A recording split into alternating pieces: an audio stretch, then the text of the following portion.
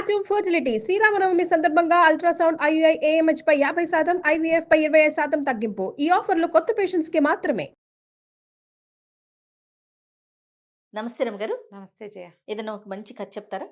మామూలుగా మనుషులు కొంతమంది ఉంటారు, అమ్మ పెట్టదు అడుక్కు తిననివ్వదు, ఇలాగుంటారు. అక్కడి నుంచి మనమేం చెయ్యం, కానీ అవతల వాళ్ళు బాగుపడితే ఓర్చుకోలేం. మన వంతు సహాయం చిన్న చిన్న సహాయాలు కూడా చెయ్యరు. ఇందులో అక్క చెల్లి అన్న తమ్ములు కూడా ఉంటారు జయ, మనకు తెలీదు. ఎందుకంటే ఆ ప్రపంచంలో లేం మనం, నిజంగా జయ. ఆ ప్రపంచంలో లేము, అలాంటి వార్తలు వినము. మన మన భగవంతుడు మనకిచ్చిన అదృష్టాలలో పరమాదృష్టం ఏంటంటే మనతో ఉన్నవాళ్ళు మన కిందకి లాగే వాళ్ళు ఎవరు లేరు జయ. మన అదృష్టం అంతే రమగారు. పెట్టి పుట్టాం నిజంగా మనం అన్ని రకాలుగా. వాళ్ళే మన పైకి దోసి ఇంకా కొంచెం పైన నుంచోబెట్టడానికి ట్రై చేస్తారు, కానీ కాలు పుచ్చుకు గుంజేసే వాళ్ళు ఉన్న సమాజాన్ని మనం కేవలం మన అదృష్టం కొద్దీ కథల్లో వింటాం, ఎక్కడైనా బయట ప్రపంచంలో తెలుసుకుంటాం. ఆ విషయంలో మీ ఇంట్లో చివరి పుట్టిన నువ్వు, మా ఇంట్లో చివరి పుట్టిన నేను పరమాదృష్టవంతులు. మామూలుగా కాదు నిజంగా. నేను భగవంతుడికి కొన్ని లక్షల నమస్కారాలు చేసుకుంటాను జయ ఆ విషయంలో. ఇంత చక్కటి కుటుంబాన్ని ఇచ్చినందుకు నిజంగా ఎంత అదృష్టవంతులము. కానీ నేను వింటాను జయ. మీరు ఎక్కువ వింటారు కదా రమగారు, కాబట్టి మీకు అంత కొత్తగా అనిపించదు. నాకు నేను మీ వింటా. అవును, చాలా ఆశ్చర్యం అనిపిస్తూ ఉంటుంది నాకు. ఇట్లా ఉన్నారా బా, ఇట్లా కూడా ఉంటున్నారా, ఇంకా ఉన్నారా రమగారు అని అడుగుతా మిమ్మల్ని ప్రతి విషయాన్ని. ఎప్పుడు ఉంటారమ్మా. అన్నదమ్ముల్లో రెండో వాడో మూడో వాడో బాగుపడితే ఓర్చుకోలేని వాళ్ళు, అక్క చెల్లెళ్లలో ఒకదానికి అద్భుతమైన సంబంధం వస్తే కాల్చుకు తినేసేవాళ్ళు, లేదా తనకే అద్భుతమైన సంబంధం వస్తే చెల్లెలకి అలాంటిది రాకూడదని భావించేవాళ్ళు. నేనే బాగుండాలి కానీ మా పుట్టిల్లు బాగుండకూడదు, వాళ్ళ సంగతి నాకు అక్కర్లేదు అనుకునేవాళ్ళు. ఇది చూసాను రమ్మగారు. చూసావా? ఇది చూసాను. నేనే బాగుండాలి, వాళ్ళు ఏమన్నా అయిపోయి అన్నదమ్ములు ఏమన్నా ఇప్పుడు రోడ్డును పట్టుకుపోయినాయి, మట్టుకొట్టుకుపోయినా వీళ్ళకి ఓకే, తనకు మాత్రం అన్నీ జరిగిపోవాలి. కొన్ని ఇలా ఉంటాయి. ఆస్తుల పంపకాలప్పుడు, అవునండి, ఆస్తి పంపకాలప్పుడు అన్నదమ్ముడికి ఏమీ లేకపోయినా సరే, ఇందులో నేను ఇక్కడ పుట్టలేదా, నాకు హక్కు హక్కు హక్కు అని తనకు అన్నీ ఉన్నా లాగేసుకునే దౌర్భాగ్యులు, అన్నదమ్ముల్ని రకరకాల ఇబ్బందుల్లోకి నెట్టే ఆడపిల్లలు. రమగారు, మరి ఆ చట్టం తీసుకురావటం, కోర్టు విషయాలు మనం మాట్లాడుకోకూడదు. సుప్రీంకోర్టు ఏ సందర్భంలో చెప్పిందో ఆడపిల్లలకు కూడా ఆస్తి ఇవ్వాలని. ఎంత మంది అన్నదమ్ముల్ని రోడ్లు కీట్ చేసిన అక్క చెల్లెల్ని నేను చూసాను రమగారు. కోర్టు కేసులు చూస్తున్నావు, కోర్టు కేసులు ఎంత మందిని చూస్తున్నాను. ఎప్పుడో పెళ్లి అయిపోయి అన్ని చేయించుకుని, పిల్లలు కూడా పెళ్లి వయసుకు వచ్చేసి వాళ్ళకు కూడా పెళ్లి చేస్తావు, కానీ నీ పుట్టింటోళ్ళు నీకు మళ్ళీ తల్లిదండ్రులు ఉండరు, తమ్ముళ్ళే అన్నదమ్ములే రోడ్డు నుంచోబెట్టి అక్క చెల్లెలు చాలా మంది చూస్తున్నాను. ఇప్పుడు సమాజం అంతా అలాంటి వాళ్ళే ఎక్కువ కనపడుతున్నారమ్మా. అన్నదమ్ములు ఏమైపోయినా పర్వాలేదు, నాకు అమ్మా నాన్న లేరే, పుట్టిల్లు అంటే వాళ్ళే పొద్దున చూడాల్సింది. ఇంగితం ఏముండట్లేదండి, వాళ్ళకి ఉండదు, వాళ్ళకి పిల్లలకి ఉండదు అసలు. కాదమ్మా, వీళ్ళకే లేకపోతే ఆ మొగుళ్ళకో పిల్లలకో ఎందుకు వస్తుంది? కరెక్ట్ చెప్పారు, ఉండదు కదా. ఇప్పుడు వాళ్ళకి వీళ్ళకి లేదనుకో జయ, ఆడపిల్లలకి ఇప్పుడు అలాగూ ఉంది. ఏమీ లేని ఆడపిల్లలకి చచ్చినా ఏమీ ఇవ్వకూడదు అనుకునే దౌర్భాగ్యపు అన్నయ్యలు మనకు ఒక్కతే కదా తోబుట్టువు, దీన్ని చూసుకుందాం అది లేదు అని వాళ్ళు అనుకోరు, వాళ్ళ పెళ్ళాలు అనుకోరు. అటు ఇటు కూడా జయ, నిజంగా దౌర్భాగ్యపు సమాజంలోకి వచ్చేసాం మనం. ఇది వరకు ఏళ్ల తరబడి అక్క చెల్లెల్ని వాళ్ళని చూసుకునే అన్నదమ్ముళ్ళకి మనకు తెలుసు, మన సమాజంలోనే చాలా మంది మనకు ఓన్ ఫ్యామిలీస్ లో కూడా కనపడతారు. ఇప్పుడు అది లేదు, ఇది లేదు. నువ్వెవరో నేనెవరో, ఏ గొడవ అయినా సరే అన్నయ్యే సారీ చెప్పాలి, వీళ్ళే గొడవ మొదలు పెడతారు. ఆ వదినే సారీ చెప్పాలి, కాపురాలు చేసుకొనివ్వరు. అలాంటి వాళ్ళు ఉంటారు. ఇది కాకుండా ఇప్పుడు మళ్ళీ ఆడపిల్లలు కొత్త వాళ్ళు ఎట్లా అయ్యారు, ఏదైనా మొగుడుతో ప్రాబ్లం వచ్చిందంటే అది ఉందిగా ఆ చట్టం, ఆ నెంబర్ చెప్పడం కూడా నాకు ఇష్టం ఉండదు జయ. నిజంగా ఆ చట్టాలు పెట్టి అమెరికాలో ఎప్పుడో తన పెళ్లి కంటే ముందే పెళ్ళైపోయి అమెరికాలో ఉన్న ఆడపడుచు పేరు కూడా రాయిస్తున్న దౌర్భాగ్యులు, అలాంటి దౌర్భాగ్యపు ఆడపిల్లలు అన్నీ ఉన్నాయి. సమాజంలో అన్ని రకాల సంబంధాలు సర్వనాశనం అయిపోయాయమ్మా, మానవత్వాలు పోయినాయి మనుషులు. అలాంటి ఒక కథ చెప్తాను చూడు. చెప్పండి అమ్మగారు. ఇద్దరు అక్క చెల్లి ఉండేవాళ్ళట ఒక పల్లెటూళ్ళలో, మీనాక్షి కామాక్షి. మీనాక్షికి మంచి కలిగిన సంబంధం చేశాడు తండ్రి, కొంత ఆస్తి కూడా ఇచ్చాడు. కామాక్షి పెళ్లి నాటికి అక్క చెల్లికి ఒక 9 ఏళ్ళో 8 ఏళ్ళో 10 ఏళ్ళో వారుంది. కామాక్షి పెళ్లి నాటికి కాటకం వచ్చి వీళ్ళ పొలాలన్నీ బీడు భూములు అయిపోయినాయి.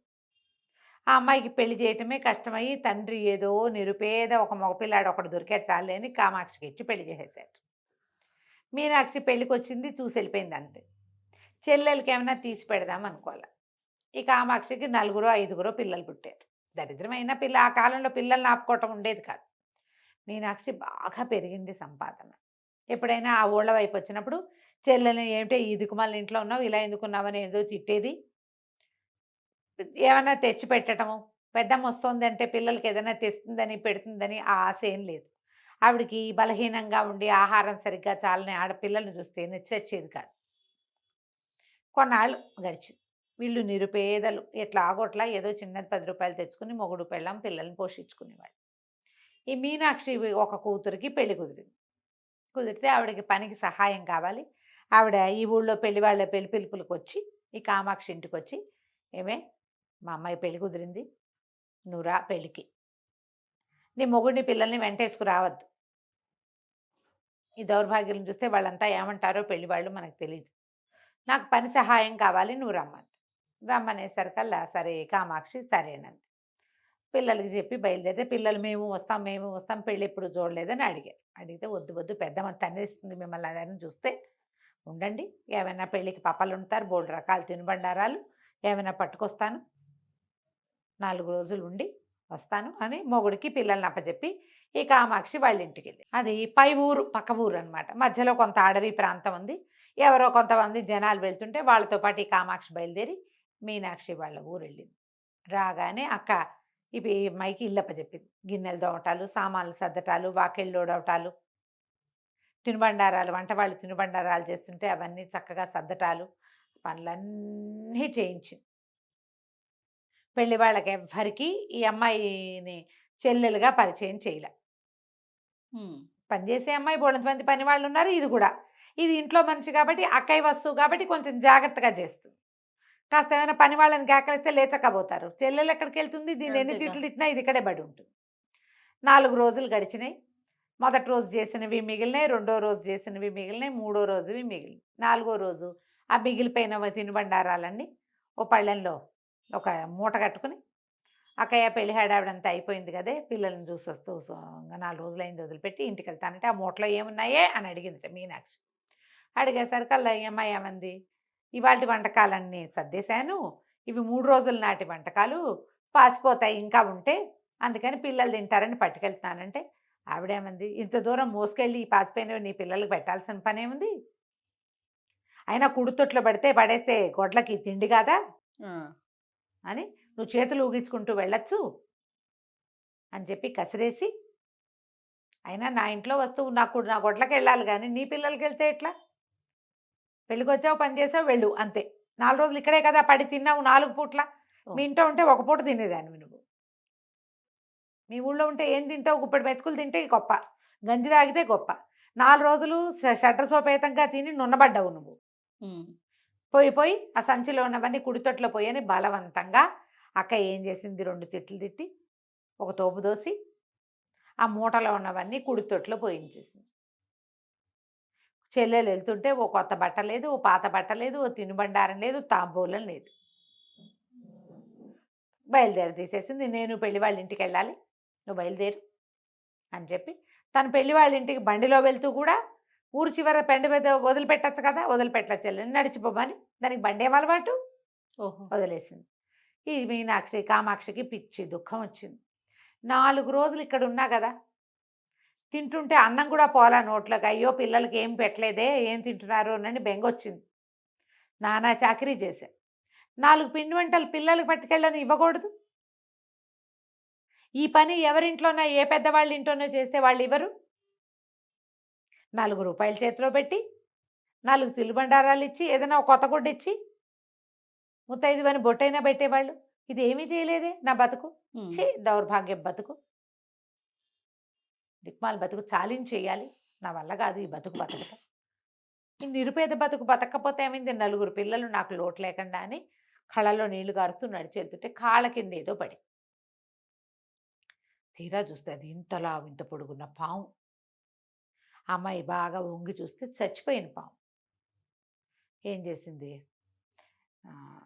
ఈ పాముని పట్టుకెళ్ళి వండి పెట్టేస్తే పిల్లలు కూడా చచ్చిపోతారు నాతో పాటే అని చెప్పి ఆ పావుని అక్కడ ఏదో కొంచెం పదునుగా చెట్ల కొమ్మలు ఏవో వస్తాయి, కొంచెం ఇంత కోసుగా ఉన్నది కనపడితే తలా తోక తరిగేసి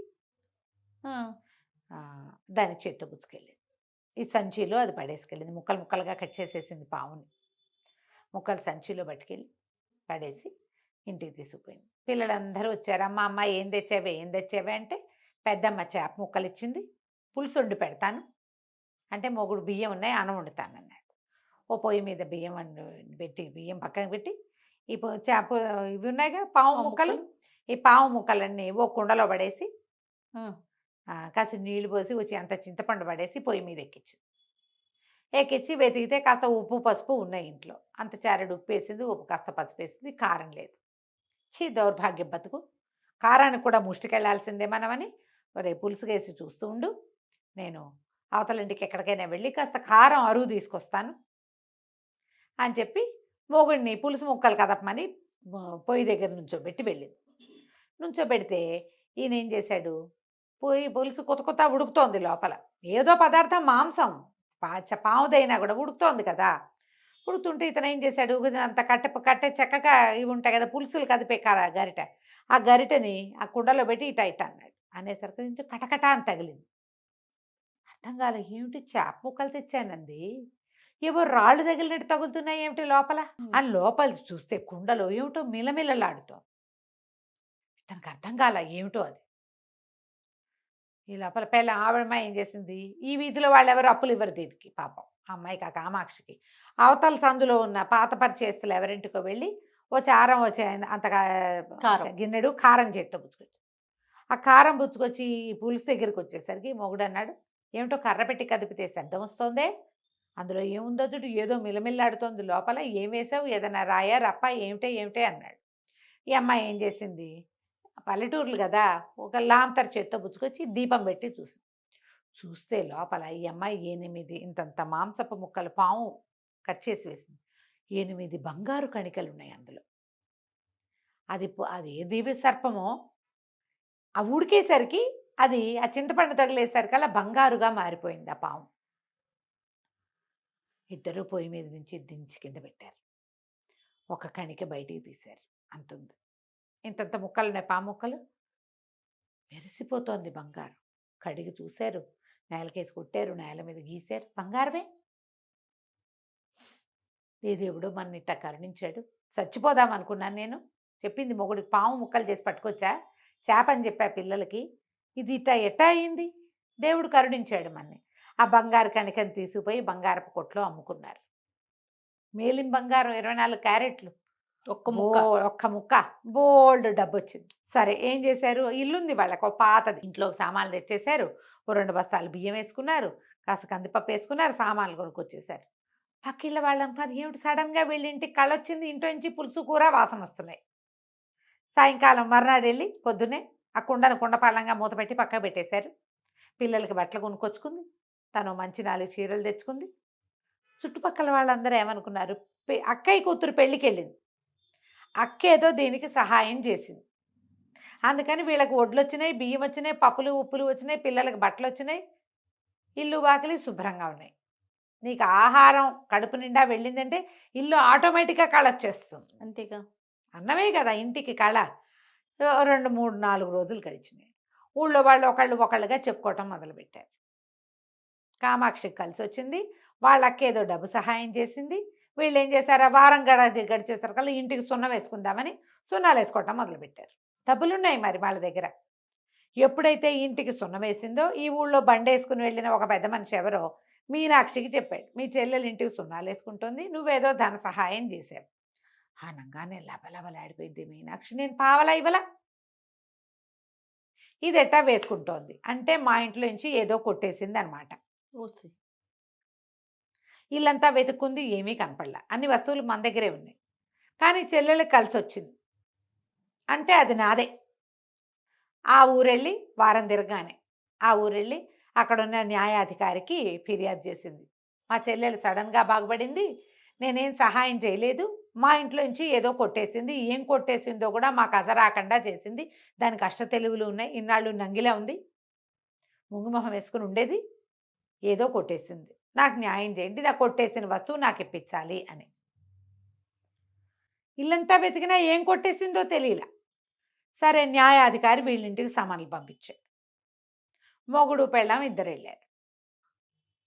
వెళ్ళేసరికి ఆయన అడిగాడు, ఏమమ్మాయి నీకు ఎట్ట కలిసి వచ్చింది, మీ అక్క నేనేమి ఇవ్వలేదంటుంది. అంటే ఈ అమ్మాయి ఏం చేసింది, అయ్యా నేనేం చేయనండి, మా అక్కయ్య నాకేమి ఇవ్వలేదు, నన్ను ఇట్లా చేసింది, ముత్తైదు బిడ్డనండి నాకు మొహాన్ని బొట్టైనా పెట్టలేదు, తిరిగి వస్తుంటే ఒక పెద్ద పాము కనపడింది, దాన్ని ముక్కలు చేసా, పొయ్యి మీద పెట్టా, బంగారం అయింది అనేసరికల్లా ఆవిడ ఒప్పుకోలే, ఇది అబద్ధాలు చెప్తోంది,